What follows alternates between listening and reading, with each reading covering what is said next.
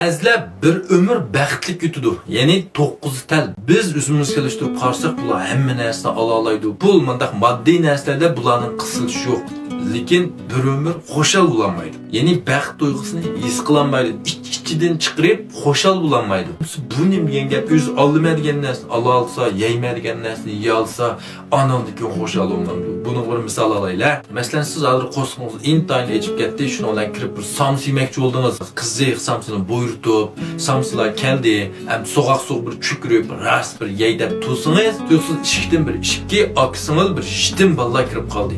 Qarmaqi bularning kiyimini intayin janda, yuz ko'zlari qasmoq, chochlarim kir, bir qarash qilib bilgili bo'ldi, ko'zlari pildirlab, samsudil tug'an.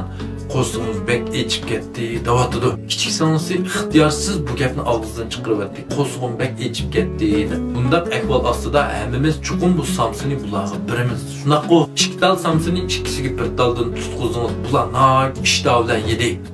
Qarab o'ltirib ketdingiz. Bu vaqtda sizning qo'saqlaringiz echib gulu qilib ketdi. Bular bir samsini yeb qo'ygandan keyin ixtiyorsiz ikkinchisi, uchinchisini bilib, ishta bilan yigildi. Samslarni yeb qo'ygandan keyin og'izlarini aytmay, "Aka, rahmat, sizning qo'sqingiz bek to'ydi" deb bir kulimsirab chiqib ketdi. Qarab qoldingiz. Ham mush chaqda ixtiyorsiz sizning bir illiq sezim vujudingizda paydo bo'ldi. Buni faqat o'zingiz his qila olasiz.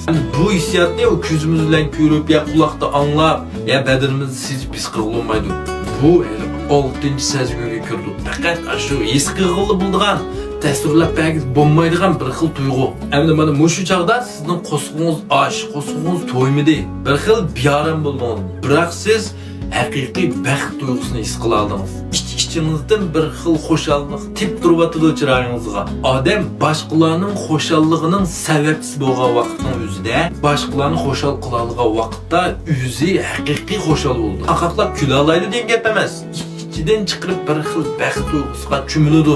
Shunga yana masalan ota-ona baqqallarni biladi. Omaq bolalarni xo'shal qilish o'zining xo'shal bo'lishidimi bakarak muhim. Bakarak xo'shulimiz bolalarimiz xo'shal bo'lsa, shunga qo'sqimiz echib ketgan vaqtda bir tal samsi yendin balamızın ko'ngli uchun uning bir dona bingo deb bersak, bakarak xush bo'lamiz. Chiroyli muhabbatimizga bir dona jinjunaycha iprish, bir qacha lag'may yog'an qaraganda bakarak xushallik qish. Shunga hamda hamma narsam bor turib, pulim bor, mashinam bor, hamma narsam hozir tal bo'lib turib, ajab bir yerimdan xushal bo'lamidimmi? Sen bir biyaramlik bir tuyg'um bor ya deganlar Əmdi başqalarının xoşalıq bəqin. Ayni maş xoşallıqdan başqalar bilan tang huzurlanıb bəqin. İssil aşqanı kirib bir vaqt tamaqni yalğız yegəndən başqalarının əkili bularını tang huzurlandırıb bəqin. İssil maşinanız üzünüz yalğız hayatqandan başqalarını aylandırıb bəqin. Başqalarının xoşallığının səbəbçisiga aylanıb bəqin.